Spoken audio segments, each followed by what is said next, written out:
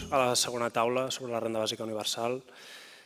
Abans que res, agrair als que encara sou aquí, als que ens segueixen online. Aquesta sessió serà en català. Abans de res, també vull agrair al Daniel Reventós i a l'Eduardo Garzón per la sessió que han fet inicialment. L'Eduardo ha hagut de marxar ara. Per les seves intervencions, combinant reflexions conceptuals, filosòfiques, també amb referències d'evidència, experiències d'altres indrets, i també pels reptes i les alternatives plantejades. Volem que aquestes sessions siguin un diàleg, que es contraposin posicions de manera constructiva, tal com s'ha fet, i de manera clara i pedagògica. Per això, moltes gràcies. Si una cosa queda clara de les discussions que hi ha hagut en la taula anterior, compartint des dels dos plantejaments la garantia de la subsistència, que al final és el que unia, com dic, els dos posicionaments, queda clara la necessitat de tenir experiències i generar evidència sobre les potencialitats de la renda bàsica universal. Per això en aquesta segona taula farem un pas més en termes de concreció i ens centrarem en el pla pilot per implementar la renda bàsica universal a Catalunya. Els primers 60 minuts aproximadament conduiré una mica les preguntes, em dirigiré a la Mireia Borrell o al Sergi en funció de cada pregunta, i després al final tornarem a tenir un torn obert d'uns 30 minuts aproximadament perquè tothom que vulgui pugui formular les seves preguntes.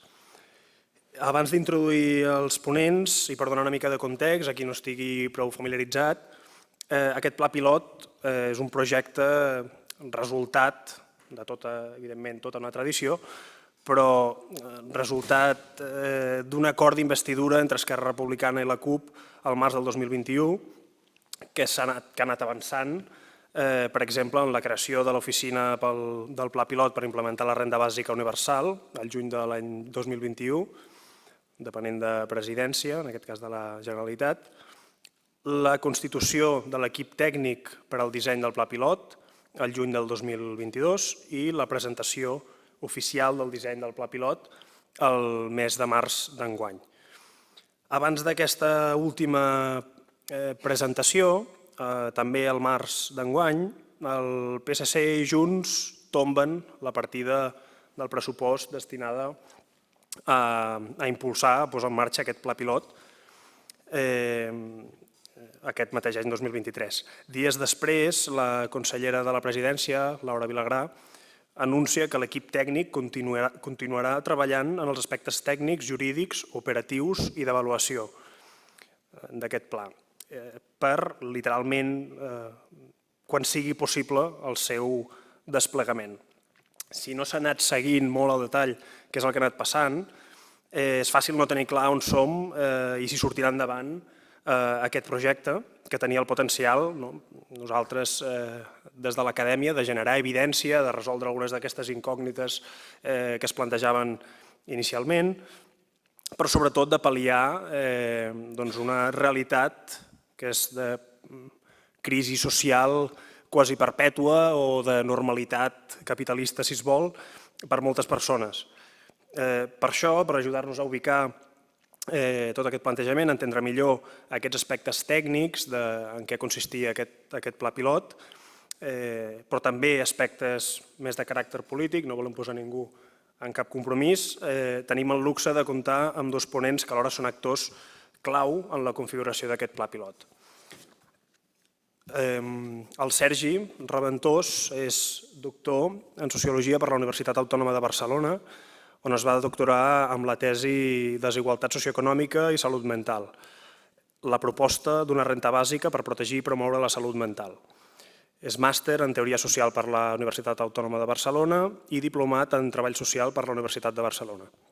Des de 2021, amb la constitució d'aquesta oficina, ell és el cap de l'oficina del Pla Pilot per implementar la renda bàsica universal. La Mireia Borrell és doctora en Política Econòmica Europea per la London School of Economics, en Political Science, i llicenciada en Economia per la Universitat Pompeu Fabra. És analista en cap d'Ivalua i es centra principalment en l'avaluació de polítiques públiques en els àmbits del mercat de treball, gènere i polítiques socials. A banda de les estades de recerca i les experiències com a professora a la pròpia London School of Economics, Oxford i la UPF, ha participat en nombrosos projectes de recerca, com de la Comissió Europea i del Govern del Regne Unit. Sense allargar-nos més en aquesta part introductòria, la primera pregunta la dirigeixo a la Mireia, com a analista en cap d'Ivalua, perquè haureu vist, ens han repartit uns tríptics de l'oficina pel pla pilot.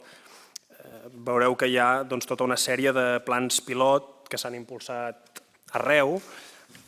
Crec que és interessant, primer, que ens puguis explicar, Mireia, per què és important impulsar aquesta prova pilot a Catalunya, què aporta sobre aquestes experiències anteriors. Sabem que l'avaluació d'una política pública mai pot avaluar-ho tot. En aquest cas, què és el que preteneu avaluar concretament i per què considereu que això és el més rellevant a tenir en compte? Gràcies, Ferran, i gràcies, Joan, per la invitació. Jo faré una mica un pas enrere, començaré un pas enrere i ja que vinc d'Ivalua, que ens dediquem a l'avaluació de polítiques públiques, parlar també no només de la utilitat d'avaluar la renda bàsica universal, sinó la utilitat d'avaluar. És a dir, és una pregunta que és molt fàcil de respondre, així en general la utilitat d'avaluar és entendre l'efecte que tenen les polítiques públiques. I això és important per dues coses, una perquè aporta coneixement útil de què s'ha de fer amb una política pública, és a dir, amb això vull dir prendre decisions de si aquesta política pública ha de passar de pilot a ser política estructural, si s'ha de modificar o si s'ha d'eliminar fins i tot, no? I també perquè és una manera de retre comptes a la ciutadania, és a dir, els diners que es fan servir per les polítiques públiques són diners públics, per tant són diners que pertanyen a la ciutadania i llavors avaluar és una manera de dir-los mira, el que estem fent funciona o no funciona i per tant ho hem de canviar, és a dir, què estem fent amb els vostres diners i per què és útil. Quan és útil avaluar? Nosaltres diríem sempre és útil avaluar, però hi ha situacions en què és imprescindible avaluar i això de fet està molt ben recollit a la Llei de Finances catalana, la Llei de Finances Públiques, que va afegir un capítol especialment per avaluació. Hi ha dos supòsits amb els quals és imprescindible avaluar i després veurem com això es tradueix a la renda bàsica universal. Una és quan pressupostàriament o políticament és una política estratègica i l'altra és quan aquesta política té una capacitat transformadora molt gran. És a dir, hi ha una problemàtica que és gran, hi ha una manera de solucionar-ho que és innovadora i aporta coneixement nou, inèdit, aborda aspectes claus de la política i serveix per prendre decisions. Llavors, això és una mica el marc que faré servir per parlar de quina és la importància d'avaluar la renda bàsica universal, què aporta aquesta avaluació, aquest assessorament que nosaltres vam fer a l'oficina i que portava una avaluació en el cas que s'hagués dut a terme. Primer dir que en el cas de la RBU, és a dir, Ivalua, aquí evidentment nosaltres som una agència pública, assessorem a la renda bàsica universal, a la renda garantida de ciutadania, a les polítiques d'ocupació del SOC, per tant, jo estic parlant des del punt de vista independentment de si s'està d'acord o no amb aquesta política. És a dir, Ivalua no emet opinió sobre la renda bàsica universal, sí que tenim criteris per emetre aquesta opinió sobre com ha de ser l'avaluació. Llavors, dit això, en el cas de la RBU, el primer que ens hem de preguntar és una política estratègica? És a dir, és imprescindible l'avaluació perquè és una política estratègica? En aquest cas podríem dir pressupostàriament són 90 milions, no seria no seria la política més cara, però sí, evidentment, estem parlant d'un pilot, per tant, si s'extrapolés i es fes política estructural sí que seria una política d'una inversió molt elevada i per tant sí que compleix el primer supòsit de dir anem a fer, com ens va venir el Sergi, a dir fem un assessorament per tal que aquesta política sigui avaluable i sigui avaluada. La segona part és una política amb capacitat transformadora i jo crec que aquí és on ve la part important. Jo crec que la resposta, o quan vam fer la revisió d'evidència i l'assessorament, la conclusió és que sí que és una política amb capacitat transformadora, bàsicament per 3 motius. El primer és que resol o intenta resoldre una problemàtica que, com dirien els anglesos, és l'elefant a l'habitació, que és la pobresa. Això s'ha dit abans, s'ha parlat molt de la renda garantida de ciutadania. Aquí no estic per parlar malament de la renda garantida de ciutadania, evidentment, però sí que sembla cert, almenys a nivell català, que les polítiques actuals de transferències de renda són millorables. Sí, anava a dir no funcionen, potser no cal dir-ho així, però sí que són millorables. Si agafem la renda garantida de ciutadania, costa uns 500 milions d'euros anual, i el que tenim és una taxa de pobresa que, si mirem les dades de l'IDESCAT, doncs des del 2013 està estancada més o menys al 21%. La renda garantida de ciutadania es va implementar al 2017.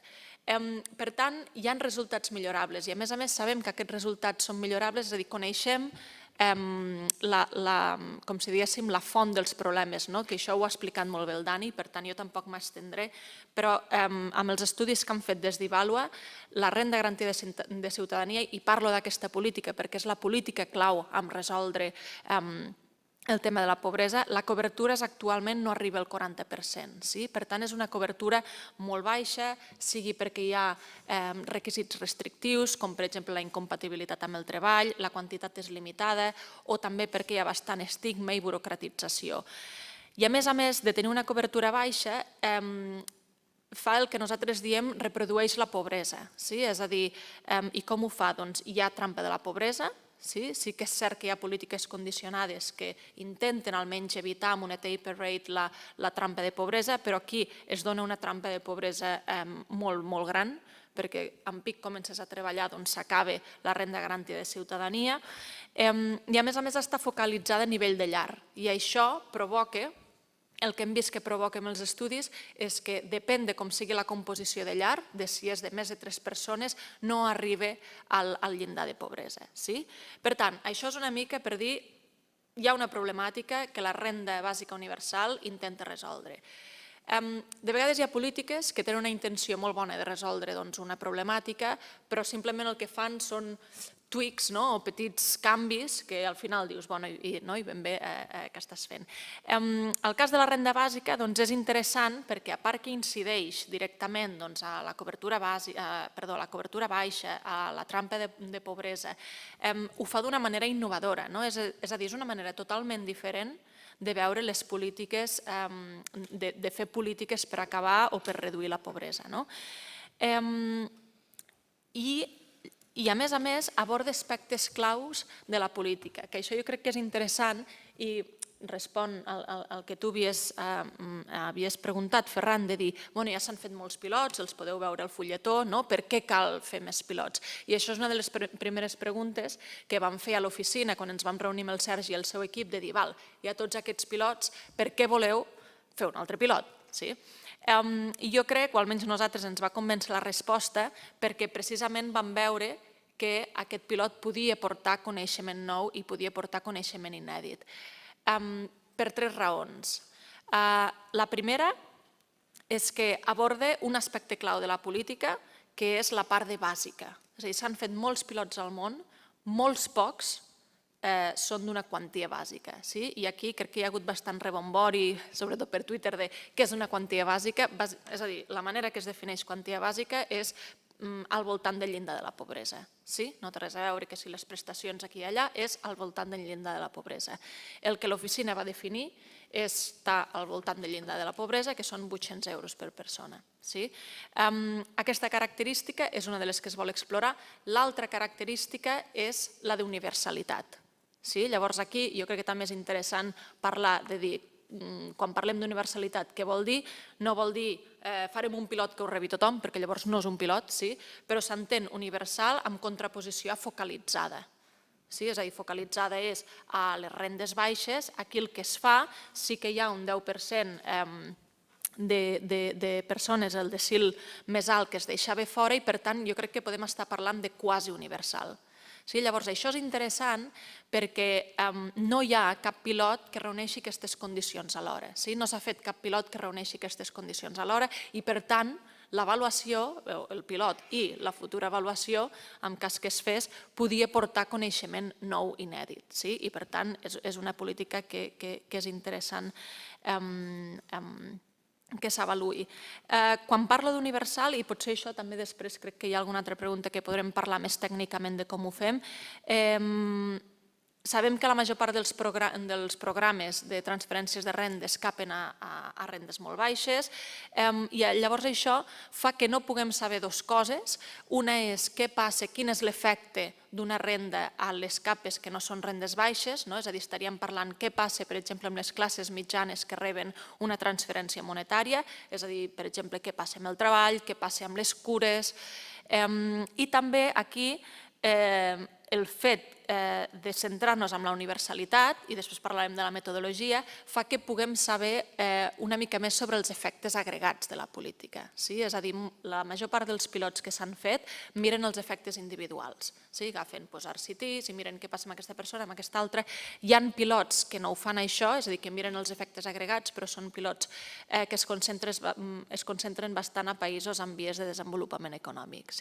Llavors, aquí una de la idea interessant era si és quasi universal, és a dir, si es dona a dos municipis, ja dic, després parlarem de com es faria de manera robusta metodològica, però si es dona a dos municipis, el que es pot veure és, per exemple, què passa amb l'ocupació.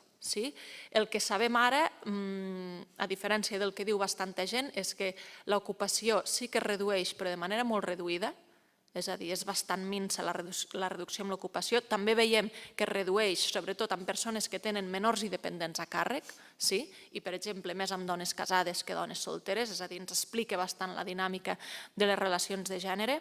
Però, sobretot, el que no sabem és què passa amb efectes agregats. És a dir, això, si es dona en un municipi, què passa? Puja o baixa l'ocupació? I això és interessant perquè teòricament no està clar. I això surt molt bé, ho expliquen molt bé en un paper que analitzen el Permanent Fund d'Alaska, que no analitzen els efectes agregats, però sí que expliquen aquesta ambigüitat teòrica. És a dir, en principi dius, hi ha un efecte renda perquè si tu reps una transferència, doncs el que fas és deixes de treballar. Això seria la visió més economista, més clàssica. Però l'efecte agregat realment podria ser nul o realment no sabríem quin és, perquè tu, quan dones una transferència, pot ser que hi hagi treballadors que diguin per la precarietat o el que sigui, jo deixo de treballar, això pot fer que pugin els salaris, per tant, puja el consum o el poder adquisitiu i el consum de béns i serveis, això fa que augmenti la demanda de producció i, per tant, la demanda de treballadors. I això és un suggeriment, jo dic, no es va explorar a Alaska, però sí que es va veure en un dels papers que no hi havia una reducció de l'ocupació i es va suggerir que potser l'efecte agregat, l'efecte d'equilibri general, estava darrere d'això. La manera com vam dissenyar aquest pilot, això segurament s'hagués pogut veure. Llavors, per tant, bàsica i universal són dos dels motius pels quals aquest pilot creiem que era important fer-lo, perquè aportava i anava molt més enllà dels pilots que s'han fet fins ara.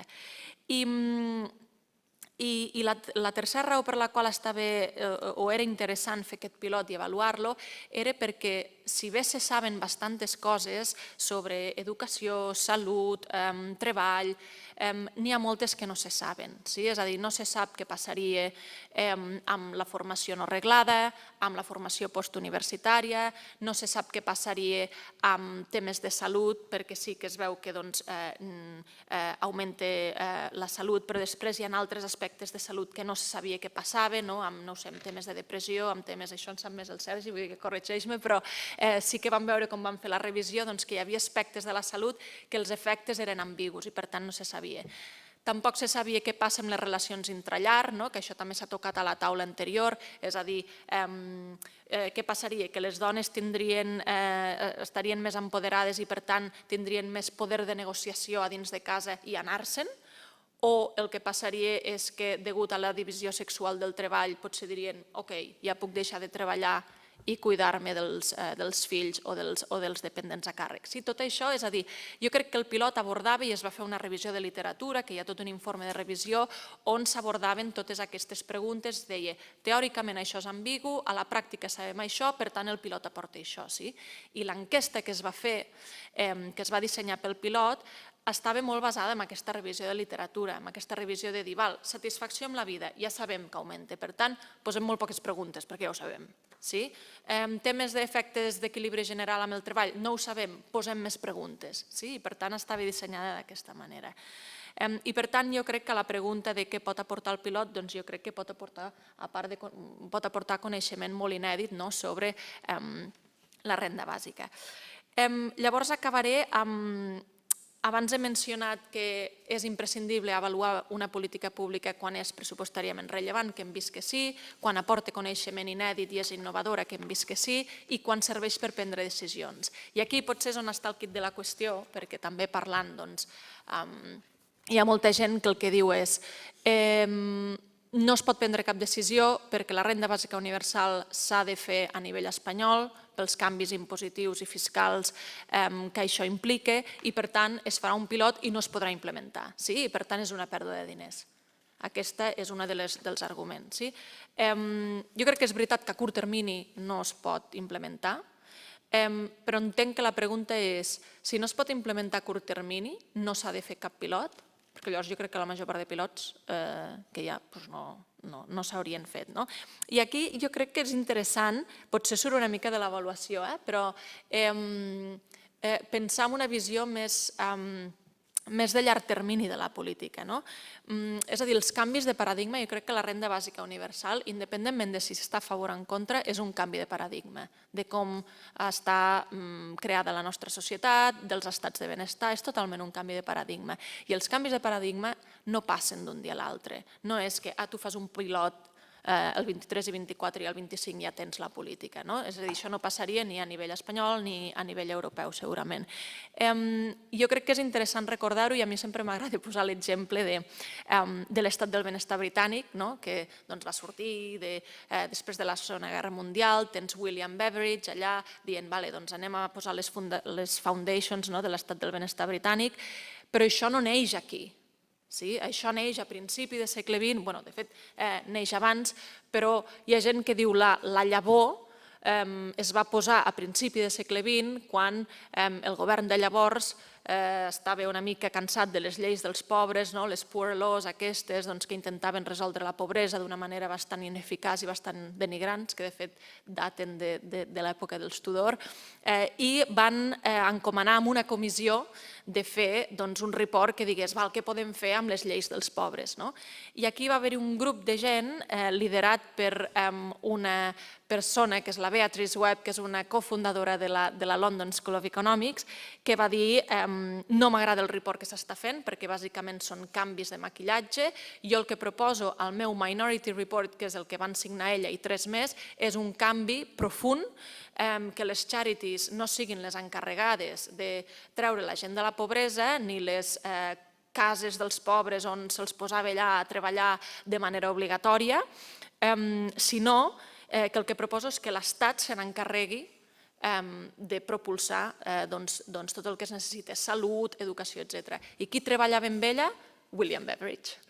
Llavors, tot això, és a dir, tot això és per dir que el canvi de paradigma jo crec que tarden anys i que llavors de preguntar, el pilot ha servit per prendre decisions? Potser a curt termini no, és veritat, però jo crec que a nivell polític s'ha de tenir una visió més a llarg termini i veure l'Estat, el sector públic, per a què ha de servir. Ha de servir per fer només coses a curt termini o ha de servir també per canviar el paradigma? I ho deixo aquí. Moltes gràcies, Mireia. Sergi, si vols apuntar alguna cosa al que ha dit la Mireia, si no, o també... Aportar un poc perquè realment crec que la Mireia ho ha explicat fantàsticament bé. Només un parell d'aspectes relacionats amb això del pla pilot, que crec que sí que la Mireia segurament després ho pot explicar encara molt millor, però crec que també és un pla pilot que té unes característiques que el fan pròpiament com a disseny, especialment innovador i interessant, que és el fet, a banda d'aquestes característiques que ha esmentat la Mireia, que sí que són úniques del Pla Pilot de Catalunya, que és l'aspecte d'avaluar o voler avaluar la suficiència i la universalitat. A banda d'això, que no hi ha cap pilot que hagi pogut aportar molta evidència sobre això, perquè les quanties que ens hem trobat a la majoria d'aquests plans pilot han estat escasses i el fet que no siguin universals doncs també, pràcticament no tenim gaire evidència, exceptuant aquests països més de l'àrea d'Àfrica o de l'Índia, però que també amb les particularitats que tenen aquests plans pilot. També hi ha un aspecte que crec que és molt interessant del pla pilot i és aquest doble disseny que té en si mateix el pla pilot. I és una combinació d'una selecció aleatòria de 2.500 persones a tot Catalunya i 2.500 persones ubicades a 2 municipis. Jo crec que aquesta també és una característica bastant interessant des del punt de vista del que és l'originalitat i que en aquest sentit crec que cal reconèixer que Ivalua amb això va tenir un paper importantíssim i que s'ha de reconèixer a la seva assessorament. També per tu, Sergi, m'agradaria que ens poguessis exposar una mica com a cap de l'oficina quins creus que són els elements de resistència per impulsar aquest pla pilot. Podem entrar en un terreny potser molt polític, però com a cap de l'oficina, a què creus que es deu aquesta resistència? Si, tal com assenyalen nombrosos estudis, és viable i en molts sentits positiu. I quins creus que són els principals reptes operatius? Després la Mireia ens podrà explicar a nivell potser metodològic, però quins són els elements concrets que creus que dificulten la posada en marxa d'aquest pla pilot? Bé, a veure, jo crec que de resistències crec que no seria molt original si dic que n'hi ha moltes de resistències a la renda bàsica des de diferents àmbits. De fet, una enquesta important que també val la pena mencionar, que ha estat el baròmetre del CEO, ens mostra també és la primera vegada que s'incorpora la renda bàsica en aquesta enquesta del CEO, és una enquesta del mes de març, i ens mostra una dada també interessant, significativa, i és que el suport a la renda bàsica és un suport de més de la meitat de la població, però poc més. En canvi, segons el CEO, aquesta enquesta, i la renda garantida té un suport més ampli. A veure, no estic dient res nou si veiem la votació d'aprovació de la renda garantida en el Parlament després d'un procés d'iniciativa legislativa popular que va durar bastant de temps i finalment es van recollir un grapat de signatures, 120.000, bastantes més de les necessàries, i això va desembocar a una tramitació en el Parlament en el que per unanimitat, o sigui, en aquella època no hi havia Vox, però des del PP, passant per Ciutadans, Junts, Partit Socialista, van aprovar la renda garantida. Per tant, estem parlant d'una política que en aquest sentit és continuadora, amb millores de la renda mínima d'inserció, però no té res a veure amb un canvi de paradigma com el que plantejava ara la Mireia, que és una renda bàsica. Per tant, és evident que això també xoca contra determinat tipus encara de maneres de pensar, resistències intel·lectuals, resistències polítiques, des de diversos àmbits, no només des de la dreta, sinó fins i tot, com hem estat testimonis també avui mateix, des de determinades esquerres. Per tant, resistències en tenim. Bàsicament perquè estem plantejant un canvi de concepció, de passar d'un tipus de prestacions, subsidis, dirigits única i exclusivament a persones en situació de pobresa, a un tipus de prestació que garanteix, en aquest sentit, un dret de ciutadania, un dret per tota la població, un dret d'existència. Estem plantejant un altre aspecte. Això fa que és evident que anem xocant amb diferents agents que ens mostren les seves resistències, ja siguin, com deia la Mireia, a través de les xarxes socials o a través d'altres mitjans, i que a vegades fins i tot de forma intenten ridiculitzar-la, intenten calumniar-la, dient que això és inviable econòmicament, la gent ha de treballar, la gent ha de fer alguna cosa a canvi. Hi ha tota una sèrie també de resistències intel·lectuals que venen de molt lluny. Fins i tot també hi ha una part, malauradament, crec també de l'esquerra, que considera que això del treball és quelcom, en general, em dignifica, el treball és una meravella, etc. Clar, quan baixes a lo més concret, ja quan estableixes que hi ha diferents tipus de treball, hi ha un treball remunerat, hi ha un altre tipus de treball que no està remunerat i és molt important i que en aquest sentit no està valorat socialment. Quan baixes també en el terreny de l'empíria, com han fet professors com el professor aquí present, Joan Benach, que han fet un treball o han coordinat uns treballs de precarització i salut mental i es detecta que determinades feines són més font de malaltia que no de salut. Quan vas entenent tot això, te n'adones que hi ha tota una sèrie de discursos que caldria revisar per part de determinada esquerra. Però no és evidentment només l'esquerra, per suposat, sinó també determinats poders. Com a anècdota, no és casualitat que durant tot aquest temps que s'ha esmentat que funciona l'oficina no ens han convidat a cap mitjà amb una certa importància a nivell de divulgació pública, com pot ser les grans televisions, les grans ràdios, etc. Això per mi és simptomàtic, també de dir, home, abans es parlarà de qualsevol altra bestiesa o qualsevol altra notícia que no d'una proposta com aquesta de la renda bàsica. I només ha estat quan s'ha tombat el pla pilot, el mes de març, quan ens han convidat, i en aquest sentit haig de reconèixer almenys el programa del Xavier Grasset que ens van convidar a la televisió. En tot aquest temps, mostrar interès per saber què estava fent l'oficina, per saber quins treballs, per saber quin era el disseny que s'havia fet de la renda bàsica, no ens han convidat. No cal dir, evidentment, que determinada patronal tampoc, evidentment, està d'acord, però sí que també m'agradaria, i això és poc conegut, que hi ha unes certes inquietuds per part de determinades associacions d'autònoms, fins i tot la mateixa CECOT, que ha mostrat interès per la renda bàsica. Ara, evidentment, les grans patronals, evidentment, no crec que estiguin molt interessades en la renda bàsica, com abans ha explicat el Dani.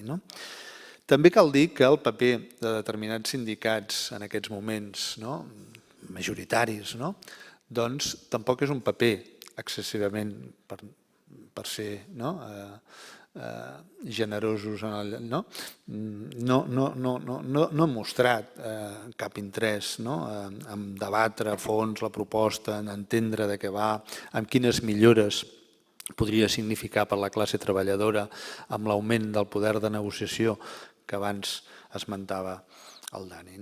Jo crec que hi ha diferents agents i també mitjans de comunicació que en aquest sentit encara la proposta de la renda bàsica no és una proposta que li han donat excessiu protagonisme. Però sí que és veritat que en aquest sentit, malauradament, el que hem assistit en els darrers temps és que el que volen, i en això potser se li ha de donar la raó en part a l'Eduardo Garzón, que la renda bàsica és fàcil a vegades d'intentar caricaturitzar, difamar, etc. Per exemple, amb això que abans s'ha esmentat dels números per finançar la renda bàsica. Aquest càlcul de tants habitants a Catalunya per l'import de la renda bàsica, això equival a 3 vegades el pressupost de la Generalitat de Catalunya. Això és evident que respon o bé a un poc interès en aproximar-se a la renda bàsica o senzillament a intentar difamar-la i intentar esbotzar-la des de bon començament. Per tant, és preocupant, i amb això ja no m'extenc perquè ja entraria en altres terrenys que podem després debatre, és preocupant que amb l'evidència que ha constatat la Mireia de l'estancament i fins i tot amb repuntades de l'augment de la pobresa i de la pobresa severa en els darrers temps, com no hi ha més preocupació i més interès en abordar aquesta política que des de fa uns anys hi ha moltes investigacions, molts plans pilot i fins i tot suports de personatges interessants, com a mínim a tenir en compte, ja siguin premis Nobel o fins i tot agències com té la mateixa ONU. Gràcies, Sergi. Una pregunta per la Mireia, una pregunta per les persones que es dediquen a les polítiques públiques, a l'avaluació. Ens podries explicar una mica més detall la metodologia que s'ha fet servir pel pla pilot i els reptes una mica que us heu trobat? I tant. Normalment ho fem en PowerPoint, però com que he dit diàlegs no he portat PowerPoint, així que espero que em seguiu. Altrament està tot també al web i tots els informes i tot. Metodològicament, el que ens vam trobar és que es volia avaluar aquestes dues característiques, la de bàsica i la d'universal. Per avaluar la universalitat, per tant, és a dir, quan parlem d'universalitat és el que hem dit, el comptes de focalitzada és universal, per tant el que ens interessa són els efectes agregats, siguin spillover effects, atractats i efectes d'equilibri general. Llavors vam dir, això com s'ha de fer, és a dir, es pot fer de diverses maneres, però moltes d'aquestes maneres necessitaven una mostra molt més gran. És a dir, si es volia fer com un, dient-ho malament, com un RCT agregat, és a dir, es fa a 10 municipis i a altres 10 no i es compara, com que hi ha temes de clústers, s'havien d'agafar o bé municipis molt petitets, de 100 o 200, que es va descartar perquè vam dir no és l'interès de l'oficina veure què passa amb municipis de 100 o 200, o bé s'havia de fer, el que se'ns va ocórrer és amb el control sintètic, que és un mètode, és una metodologia que es va utilitzar per avaluar, un dels papers més interessants o un dels primers és què passava amb la violència al País Basc, i això s'analitza quan tens, es fa servir aquest control sintètic quan tens un país o una regió, un grup, i el vols comparar amb un altre, però no tens un grup de comparació comparable, o no tens un grup de control comparable. Llavors el que fas és te n'inventes un de sintètic, és a dir, agafes, per dir-ho d'alguna manera, País Basc, doncs agafes, s'assembla bastant a Catalunya, el 60% de Catalunya, el 35% de Madrid i el 5% de València, i fas un control sintètic, és a dir, que no és ni Catalunya, ni Madrid, ni València, però és bastant comparable al País Basc. Doncs això és un dels experiments que hem fet al pla pilot per veure aquests efectes agregats. És a dir, agafar 2 municipis, i ara explicaré com ho hem fet, agafar 2 municipis de Catalunya i llavors comparar-los amb un control sintètic que era una amalgama de 5 municipis. abans d'entrar aquí, que jo crec que és interessant entrar aquí, aquesta era una part del pla pilot, però clar, aquesta només ens donava els efectes agregats. I també vam dir, ostres, ja que és una quantia bàsica i que això és rellevant perquè no hi ha molts pilots amb quanties bàsiques, també volem saber els efectes individuals. I per tant el que vam fer va ser dividir la mostra. 2.500 persones les vam dir de fer un RCT, un experiment aleatoritzat controlat típic, amb 2.500 persones grup de tractament, 2.500 persones grup de control, que no reben la renda bàsica, i un altre experiment que és l'experiment sintètic.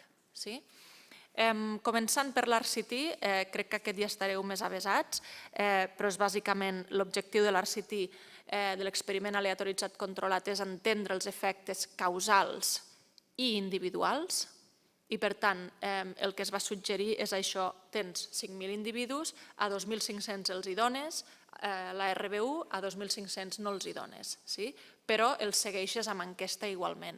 I per tant, si la mostra és suficientment gran, que ho és, i vam fer tots els temes de poder estadístic, és a dir, vam fer els càlculs de poder estadístic i tal, doncs la mostra era prou gran per veure què passava amb tots els efectes individuals i de llar.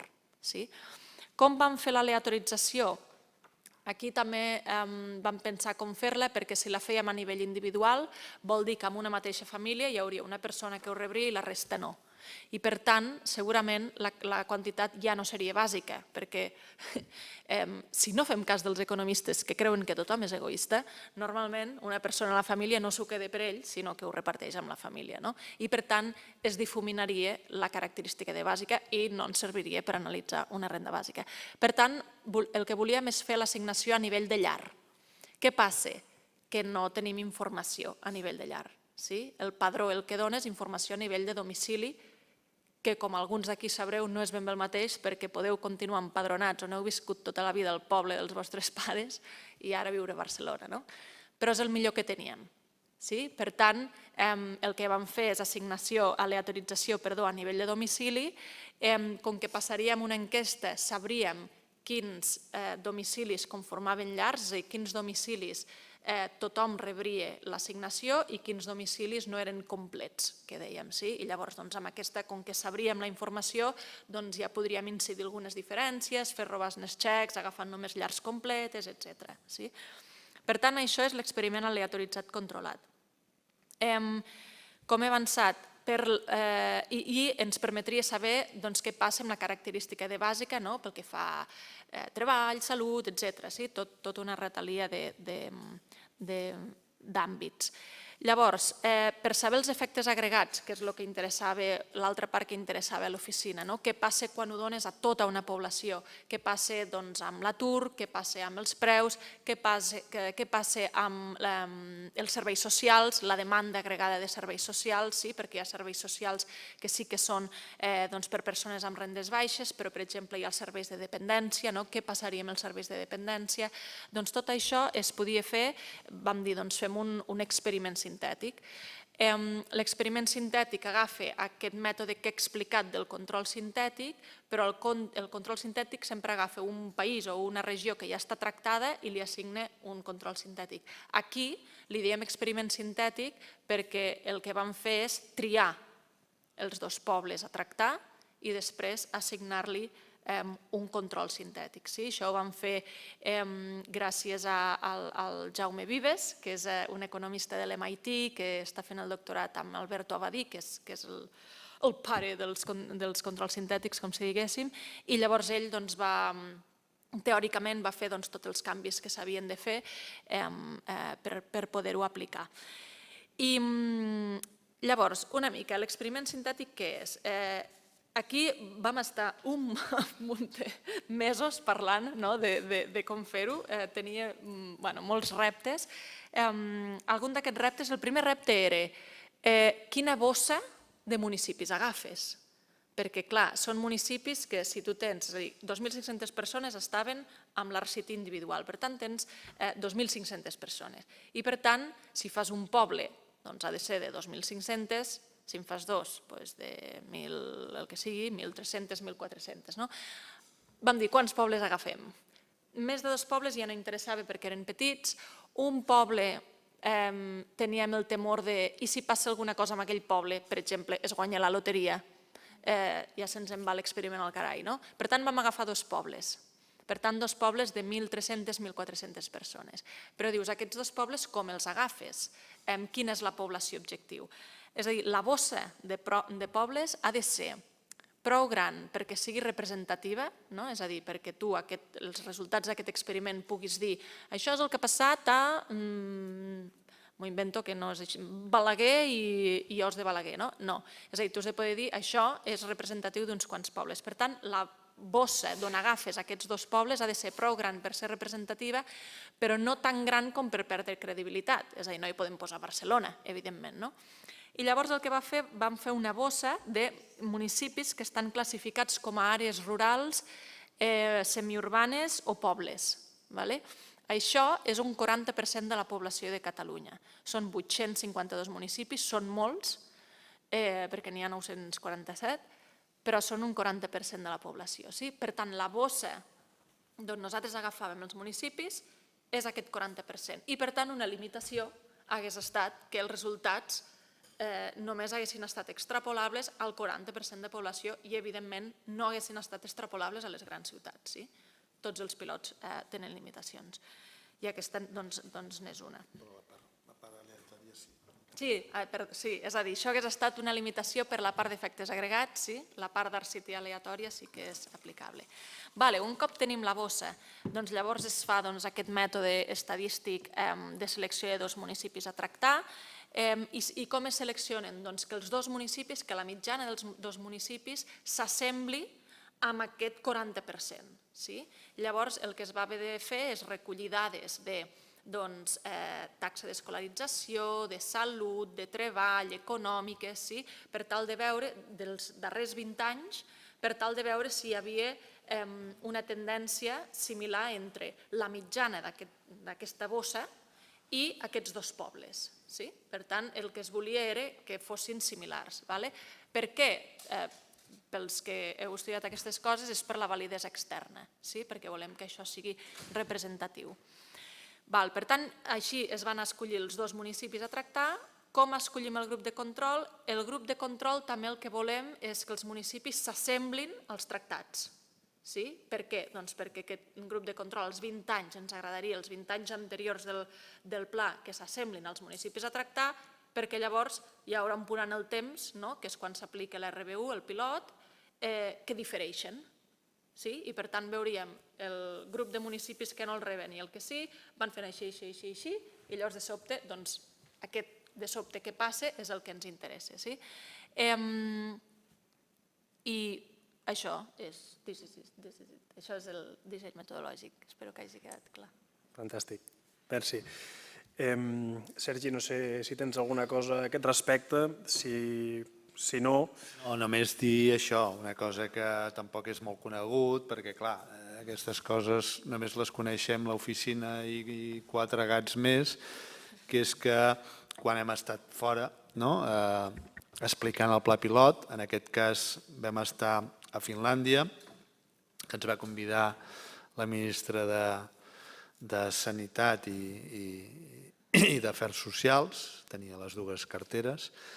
Ens van convidar des de la gent, l'oficina, que havíem fet el pla pilot a Finlàndia, que també va aixecar molta polseguera i també va servir, almenys per difondre una mica que s'estava fent un pla pilot de renda bàsica a nivell europeu, doncs un dels autors, impulsors, el professor Oli Cangas, de la Universitat de Turku, que va ser un pla pilot, per això, que cal dir, focalitzat en persones aturades, va arribar a dir que aquesta era la prova pilot que els hagués agradat poder fer. I en aquest sentit, és una mostra també d'això que us estava explicant abans la Mireia, que és un disseny molt elaborat, molt cuidat, molt original, i en aquest sentit reconèixer una mica també aquesta felicitació que vam tenir del govern de Finlàndia. Perdó, puc afegir només perquè abans que se m'oblidi, que jo crec que és important perquè he mencionat el Jaume Vives, però l'equip érem 3 persones d'Ivalua, entre elles jo mateixa, i llavors vam fer una col·laboració amb universitats, amb el Jaume Vives de l'MIT, amb el Gianmarco León, que estava aquí, de la Pompeu, i Xavi Ramos, de l'Autònoma. Vull dir, jo crec que és important també perquè va ser una col·laboració molt xula entre govern, Ivalua, que estem una mica al mig, i el món acadèmic. D'acord, doncs per acabar, abans de donar el torn de paraula a l'audiència, apuntar una mica cap a les estratègies de futur. Políticament això com es pot articular, com podem arribar a mobilitzar perquè això sigui possible i també després, posteriorment, si algú de l'audiència vol participar-hi, doncs endavant. Bé, jo crec que una part de la feina ja la tenim. Això és important perquè nosaltres tenim clar que aquest pla pilot en aquests moments és un pla pilot que està pensat d'una manera que fins i tot es podria, des del punt de vista metodològic, es podria replicar en altres llocs. Aquí no parlem concretament que han de ser aquests 2 municipis o tal, sinó que, evidentment, això es podria fer amb la mateixa metodologia amb altres territoris de l'Estat o d'Europa i tal. Per tant, és una metodologia que en aquest sentit podria ser bastant replicable.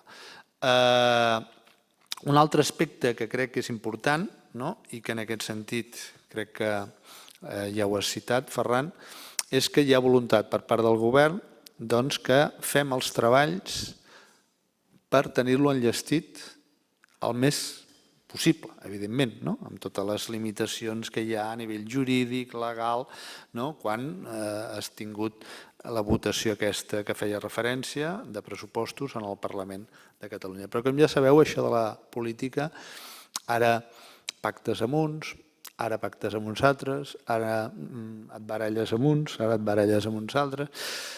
A l'escenari de futur, evidentment no el podem preveure, però nosaltres el que està clar és que tenim l'encàrrec d'avançar amb tota la feina a nivell jurídic, de deixar-lo el més preparat possible, per quan hi hagi una oportunitat, poder-la aprofitar. Malauradament, tots els treballs aquests són lents i, evidentment, preparar. En aquest sentit, un projecte legislatiu no és una qüestió de que el fas i el dia següent ja l'aproves, no. És un procés que pot trigar mesos. Malauradament, això vol dir que a mesura que va avançant el temps, és cert que al pla pilot, evidentment, li quedaria menys temps per poder-se desenvolupar del tot. Recordeu que estem parlant d'un pla pilot de 2 anys. Una cosa que no s'ha dit, i crec que també aprofito que ara tinc la paraula, és el fet que qualsevol pla pilot té unes grans limitacions. I això sí que és veritat que moltes vegades, evidentment, quan parles d'un pla pilot, i en aquest cas del que tu has contribuït a tirar endavant, normalment les parts més fosques o les parts més dèbils no acostumes a posar-les sobre la taula. Però és evident que un pla pilot de 2 anys té limitacions, i això és una de les coses que no cal oblidar. No cal oblidar, entre altres coses, també perquè no seríem honestos, i hi ha tota una sèrie de camps que és difícil poder avaluar en 2 anys.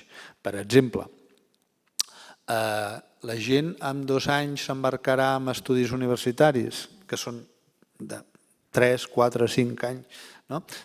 Difícil pensar que en aquest sentit puguem obtenir molts resultats. La gent millorarà molt en aspectes de salut física. Home, en 2 anys també hi ha tota una sèrie d'indicadors de salut que es fa complicat pensar tal. Ara bé, és evident que en 2 anys es poden observar coses, que en 2 anys ens pot aportar molta informació i sobretot amb aquestes àrees, amb aquests aspectes importants com són la suficiència i la universalitat. Bé, dit això, crec que és important, sobretot, tenir clar que nosaltres ara una de les estratègies que ens importa molt i que en aquest sentit val la pena també anunciar és tota la part de divulgació, informació i explicació de la renda bàsica i del pla pilot.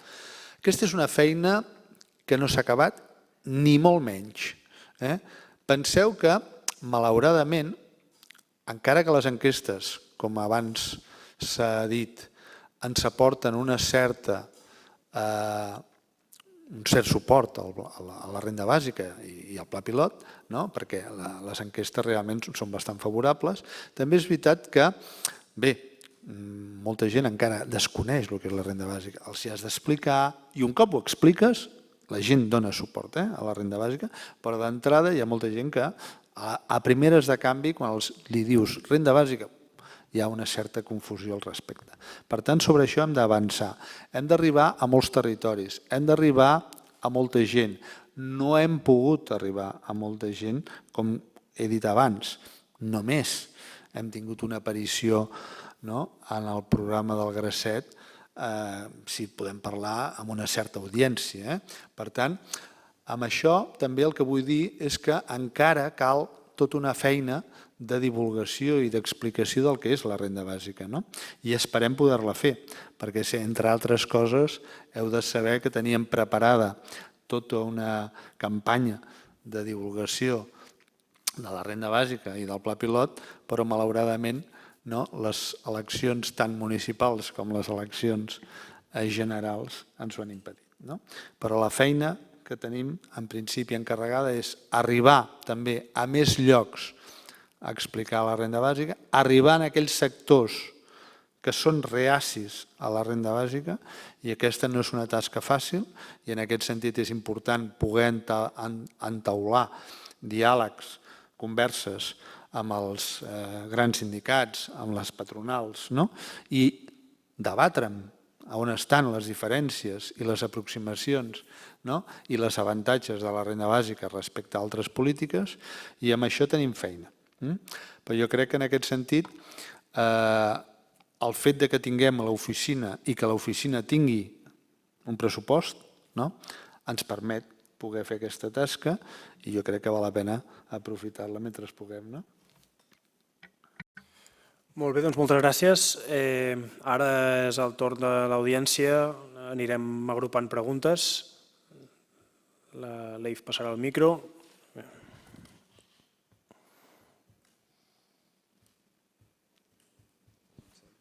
Començo jo.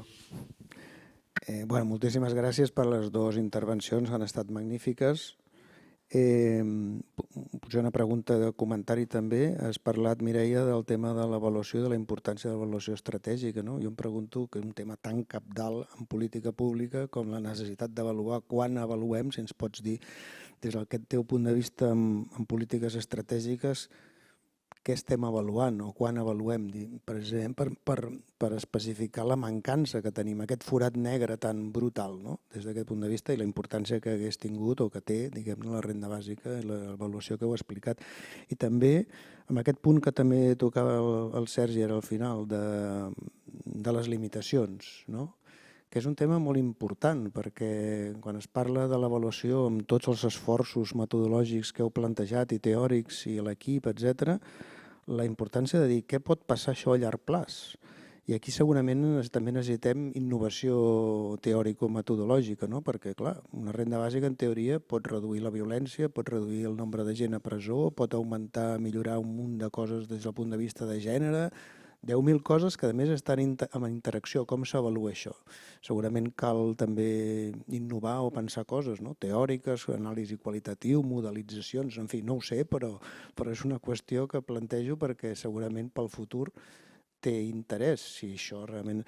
I pel Sergi, en relació al tema que també tocava tan important ara de les resistències, i especialment pensant en moviments socials i sindicats, o sigui, més enllà de la informació, les resistències polítiques tenen molts elements psicològics i emocionals i tradicions i inèrcies, diguem-ne. No sé si heu pensat una mica estratègies sociopolítiques o psicosocials, si més no, per obrir aquests debats i veure fins a quin punt, doncs, i això, aquest diàleg també forma part de tot plegat, no?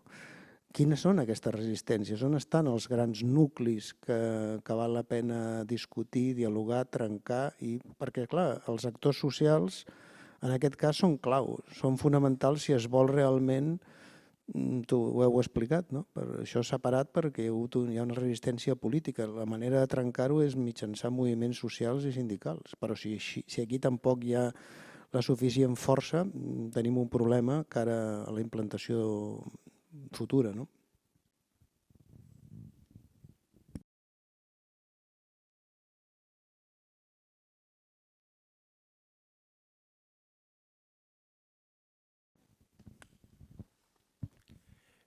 Jo volia fer una pregunta a nivell metodològic.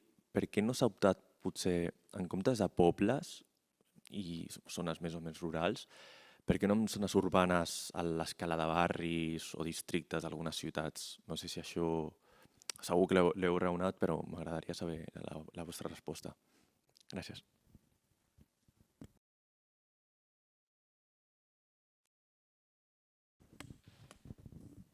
Hola, moltes gràcies per les ponències. Jo també tinc una pregunta en la línia de mesurar els impactes i és si heu considerat alguna forma de mesurar impactes de la renda base del pla pilot a nivell més macroestructural, més global fins i tot. O sigui, com pot afectar que a zones del nord global s'estiguin fent tots aquests plans pilots en un món que està estructurat entre centres i perifèries i on es pot augmentar la fractura entre aquells que consumeixen, aquells que produeixen, sobretot quan l'oci és una cosa mercantilitzada.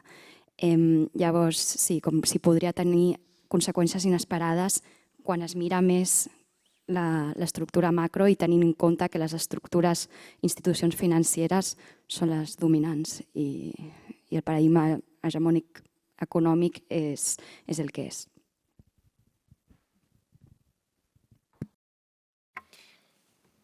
Val, merci per les preguntes. Vaig per ordre. Joan, sí, quan avaluem i la importància d'avaluar. De fet, aquí, és a dir, crec que ens queda molt camí per recórrer, és a dir, si ho mirem a nivell internacional, no estem molt ben posicionats, Catalunya, Espanya tampoc, amb el que en diem institucionalització de l'avaluació, que és que l'avaluació es faci no de tant en tant, sinó que es faci de manera sistemàtica. Sí que hem avançat molt, per això mencionava que sona molt avorrit, la llei de finances públiques, però realment està molt bé perquè el que fa és aplegar tot d'acords de govern, de decrets no sé quantos, d'allò, ho aplega tot en un capítol, que és el capítol 10, a dins de la llei de finances públiques, i allà diu això, s'ha d'avaluar quan pressupostàriament sigui rellevant, quan tingui una capacitat transformadora. Llavors, això el que ha fet el govern també és intentar-ho aplicar. És a dir, per exemple, els departaments obligatòriament han de fer un pla d'avaluacions biennal i nosaltres amb això també hi aportem. Hi ha un fons d'avaluació del Departament d'Economia, que és el PROAVA, dona poquets diners, però és un començament, en dona 180.000 en total, en 2 anys, però sí que el que fa és cofinançar les avaluacions dels departaments, s'està fent molta formació tant a tècnics com als càrrecs, també per part d'Ivalua i per part de la Direcció General de Pressupostos de la Generalitat, i evidentment hi ha Ivalua, que és l'Institut Públic d'Avaluació de Polítiques Públiques, som poquets, som 12 analistes, però s'està esperant, la idea és anar creixent a poc, però amb això el tema és que sí que anem per la bona direcció, si bé encara queda molt.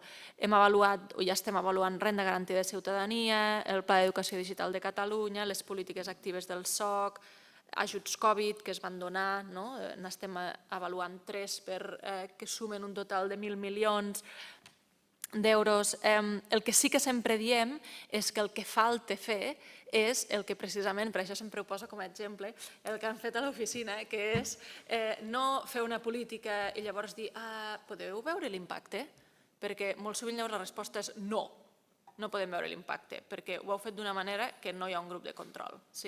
Llavors, en canvi, ells ens ho van demanar, ens podeu assessorar el disseny, és a dir, comences a l'inici del cicle de les polítiques, i ells tenien pensat un disseny que els vam dir, doncs mira, si ho feu així no es pot avaluar. I ells van dir, vale, doncs canviem-ho, perquè ho volem avaluar. Llavors, jo aquí també vull incidir perquè, ja ho dic, independentment de la ideologia que es tingui, la gent diu, han posat uns talibans a l'oficina de la renda bàsica. I jo penso, ostres, no, han posat gent que sigui per la raó que sigui, entén que el que vol és genuïnament entendre l'impacte d'una política amb la qual creuen. I són quasi els únics que ens han dit, mira, venim a vosaltres ja abans de dissenyar la política pública per tal de que després es pugui avaluar. Doncs això és el que aspirem i Valua i el que aspira, crec, la Generalitat, que abans de dissenyar polítiques es vingui a Valua o a qui sigui i se li digui fem un assessorament per tal que després puguem saber què passa amb aquesta política. S'ha parlat, crec que també has parlat de limitacions i després l'última pregunta també anava amb el macro global que jo associo limitacions. Hi ha moltes limitacions amb aquest pilot, és evident. Jo crec que hi ha moltes aportacions i també hi ha limitacions. S'ha parlat dels efectes a llarg termini, què passa en formació, per exemple, o què passa en salut, doncs molt sovint hi ha efectes a llarg termini que aquest pilot no podria captar, no és extrapolable a grans ciutats i per tant és veritat, poden haver-hi conseqüències inesperades, aquesta divisió que hi ha entre urbà-rural i això la veritat és que no, és a dir, és una limitació de l'estudi, no hi ha res, és això, aplicaria al 40%, que són àrees, són pobles, són àrees semirurals i per tant no aplicaria la resta. I també hi ha limitacions pel que fa als efectes agregats, és a dir, la història que us he explicat és interessant, però és evident que, per exemple, no podríem saber què passaria amb els preus de moltes coses perquè aquells preus no es decideixen a nivell de poble, sinó que es decideixen a nivell de Catalunya, de fet. I també el fet que el finançament no s'hagi incidit amb el finançament i el finançament l'aspecte impositiu no s'hagi modificat perquè és un pilot i per tant són diners d'assignació de pressupost, això fa que també no es pugui saber alguns efectes agregats, perquè per tant no sabríem ben bé la gent com li quedaria el poder adquisitiu per tot el que s'ha explicat a la taula primera. Per tant, sí, jo crec que de fet ja hi ha papers que fan modelitzacions, és a dir, els pilots jo crec que són interessants per entendre la part empírica i crec que amb això tenen una validesa interna molt gran, però sabem que una de les limitacions dels pilots en general és la validesa externa. I per tant jo crec que això s'ha de combinar amb modelitzacions, amb estudis més teòrics, tal com la renda bàsica no soluciona tots els aspectes, com s'ha dit abans, de què passaria amb l'habitatge? S'ha de fer. Doncs els pilots tampoc solucionen tot, crec que sí que aporten, però no ho solucionen tot. Sobre barris, districtes, ara m'ha fet pensar, perquè crec que en vam parlar, potser ho pots respondre tu. No crec que fos metodològic. No, el que ens preocupava una mica el fet que fossin determinats barris o determinades àrees de Barcelona és que vam detectar que això evidentment podia suposar, en segons quins llocs, una illa, no? O sigui, una illa de Barcelona, allà ja viuen 2.000 persones, no? Molta gent també fa molta vida fora de Barcelona. O sigui, el comportament laboral és de fora de Barcelona. O sigui, tots els efectes així més de tipus comunitari, tots els efectes de dinàmica, de funcionament que es donarien o que es donen en un poble, no es donen segons com amb petites àrees censals de Barcelona. Aquesta és una limitació. Hi ha molta gent que, ja sabeu, no treballa a Barcelona, treballa fora, gent que d'alguna manera fins i tot no fa vida tampoc en el barri. Nosaltres el que volíem captar també és la dinàmica aquesta de quins són els efectes a nivell comunitari que es dona quan tu atorgues una renda bàsica i això en el poble quines dinàmiques genera fins i tot per avaluar determinat tipus de temàtiques com per exemple l'associacionisme o fins i tot determinat tipus d'agrupacions entre gent per anar a viure junts o fins i tot per detectar gent que vulgui crear una cooperativa o per crear una empresa, etc. Això creiem que en un poble ho podíem observar. El problema que vam tenir també, evidentment, és que havíem d'agafar un poble que no fos excessivament petit. Aquest també va ser un tema que ja ha esmentat la Mireia, que ens apareixia també pobles molt petits i allà, evidentment, la dinàmica ja vam detectar que era una dinàmica que fins i tot no ens interessava, per una mitjana d'edat molt elevada o el que fos, o fins i tot perquè no hi havia ni tan sols prous infraestructures. Nosaltres una de les coses que també volem avaluar és com els serveis socials o educatius impacta una renda bàsica. Per exemple, determinades esferes com l'abandonament escolar. Això també és una cosa que ens interessa avaluar. També ens interessa avaluar si la gent deixa d'anar a serveis socials perquè ja té una renda bàsica. Això també és una cosa que també seria fàcil en uns pobles poder-ho també avaluar. Bé, hi ha tota una sèrie d'aspectes que al final ens va inclinar a pensar que escollint 2 pobles seria molt més interessant per analitzar totes aquestes dinàmiques pròpies que es generen en aquestes comunitats. També us haig de dir, i això també crec que és important reconèixer aquestes coses, que en un primer moment el pla pilot va ser dissenyat en un principi per avaluar a 2 grups de població. Gent jove de 20 a 20 i pico d'anys i gent més adulta de 50 a 50 i pico d'anys, i veure quins canvis provocava amb grups de tractament i grups de control aquestes 2 franges de població. Gent jove amb problemes d'atur, etc., d'emancipació, habitatge, etc., i entre la gent d'una determinada edat, fins i tot amb problemes laborals, etc. Finalment, i després també, entre altres coses, debatre amb gent, entre altres en Guy Standing, que és un dels experts també en plans pilot i en renda bàsica a nivell mundial, ens va recomanar fer això d'escollir alguns pobles i aquesta simulació una mica, un microcosmos de com impactaria una renda bàsica a nivell comunitari. I una de les coses que també volia apuntar, que ha preguntat el Joan i que crec que és fonamental, és de quina manera podem afrontar totes aquestes resistències i suports també que tenim a la renda bàsica, perquè en aquest sentit no hem de desmereixer que tant les enquestes, que se n'han fet diverses, no és només la darrera de la Generalitat, etc., sinó també fa 8 anys el GESOP també en va fer una altra i també va mostrar un suport de més del 70% a favor de la renda bàsica. I només un 2,9% deia que deixaria de treballar. O sigui, d'enquestes a Catalunya en portem ja unes quantes. Això per un costat. Ho dic més que res perquè també a vegades és cert que només veiem la part fotuda de les coses, però també és important veure la part bona. La part bona, jo en aquest sentit també crec que la renda bàsica, quan es pacta per l'acord d'investidura el president Aragonès entre la CUP i Esquerra Republicana, això ve producte de tota una feina que evidentment cal reconèixer, de divulgació, d'explicació, que porta molts anys fent la xarxa renda bàsica, però també que en els darrers anys, amb motiu de la pandèmia, molts manifestos i molts pronunciaments des d'àmbits molt diversos, des de l'àmbit de la cultura, de treballadors de la cultura, des de gent del sector social, des de gent afectada per problemes de salut mental, des de gent de col·lectius LGTBI, tot just avui és el dia, l'alliberament gai, lesbià, etc. Vull dir que hi ha tota una sèrie d'àmbits que s'han posicionat en els darrers temps a favor de la renda bàsica.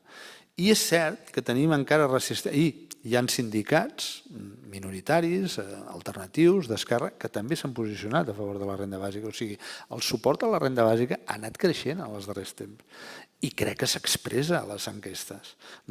Ara bé, sí que és cert que aquests nusos que tenim amb les patronals i amb els grans sindicats els hem d'anar resolent. I jo, evidentment, confio amb anar-lo resolent amb els grans sindicats. També sabem que els grans sindicats, fa uns anys, en l'àmbit del feminisme, els hi va costar bastant adoptar tota una sèrie de posicionaments a l'entorn del feminisme o a l'entorn de l'ecologisme. O sigui, en aquest sentit, crec que han hi hagut també una sèrie d'avenços que crec que amb la renda bàsica és possible esperar també. De fet, hi ha sindicats importants a nivell mundial que s'han posicionat a favor de la renda bàsica.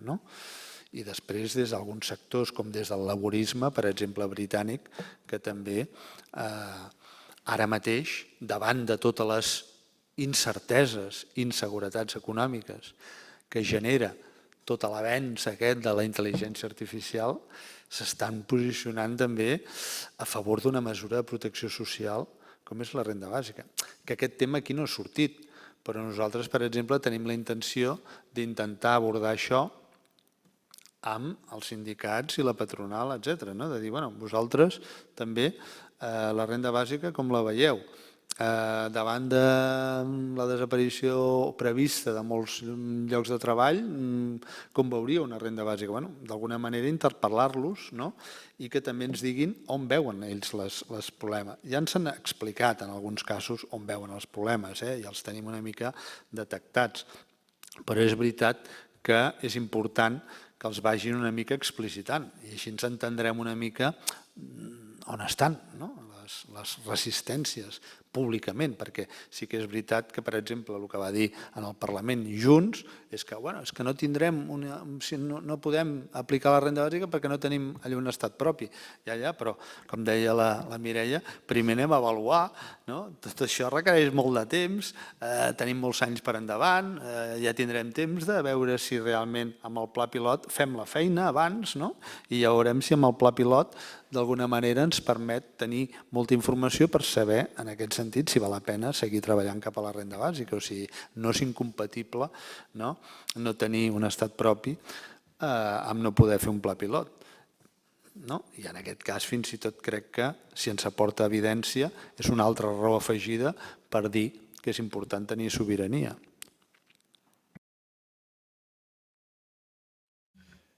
Doncs bé, ens hem quedat sense temps ja. Donem per acabada la sessió, que jo crec molt interessant. Moltes gràcies, Mireia, moltes gràcies, Sergi. Aprofito per comentar aquestes sessions des del Public Policy Center. Volem que siguin un espai de diàleg serè i rigorós sobre tot tipus de polítiques públiques. Intentem portar opinions a vegades contraposades, complementàries. Creiem, en definitiva, que tot això contribueix a generar coneixement sobre iniciatives pel benestar i qualitat de vida de la ciutadania. També volem que sigui un espai de transferència de coneixement, que no sigui un espai tancat a l'acadèmia, tot i que és on desenvolupem la nostra activitat. Per això, moltes gràcies a tothom que fa difusió fora d'aquest espai. A banda dels ponents, també del Daniel i de l'Eduardo, gràcies a l'audiència per l'interès, gràcies a l'estaf que ha fet possible aquest Policy Dialogues, també gràcies a les institucions que fan possible això, concretament a la Universitat Pompeu Fabra, la Barcelona School of Management, la Universitat Johns Hopkins, també gràcies a la gent de la xarxa de renda bàsica, gràcies a la gent de l'oficina pel Pla Pilot i gràcies a la gent d'Ivalua. Ho deixem aquí. Merci.